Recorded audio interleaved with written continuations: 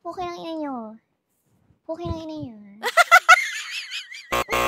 Alam naman ninyo kung gaano ko ka-love ang Puki Care. As in, talagang intimate care is my number 1 priority in life. Tinuruan ko na kayo kung paano ang tamang pag-oorasyon para talagang ma-exercise na maayos, ma-ehersisyo, at mabigyan ng tamang buhay ang ating mga pukangkang. Okay? Alam nyo guys, na itong FemWash natin, dito na buhay ang aking pukangkang. From having discharge, from having itchy, ka-fing-fing, to having a fresh ka-fing-fing using the Pretty Kitty Feminine Wash. At guys, nabubudol din ako sa TikTok.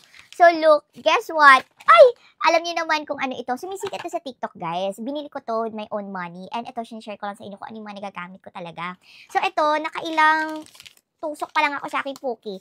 Ito, 1, 2, 3, and 4. So, itong Pretty Kitty Feminine Wash, ate, ito talaga pa-moisturize sa akin. Dagdag na lang din to sa loob, nakaka-moisturize din pala siya. Ate, hindi perfect. Combo pala silang dalawa, ate. Ate, alam mo na. Meron pa ako natira dito, te, oh. Ayan. So, syempre, medyo pricey nga lang siya para sa mga isang naturang babae na mahirap ating, kumita ng Fira. 189 pesos lang ang Pretty Kitty Feminine Wash. Oh my gosh! Yes, eto guys, may moisturizing effect. May pampamanage siya talaga ng tubo ng buhok para hindi ka masyadong volvoling, Para, para hindi ka na masyadong mag-shave-shave or whatsoever kasi mabagal na yung pagtubo ng buhok. Of course, you have to be consistent sa mga ginagamit ninyo. So, especially this one, I use this for years now. And look, my Fuki! Oh my gosh! Kung pwede ko lang ipakita sa inyo para mapakita ko sa inyo, gano'ng effective talaga.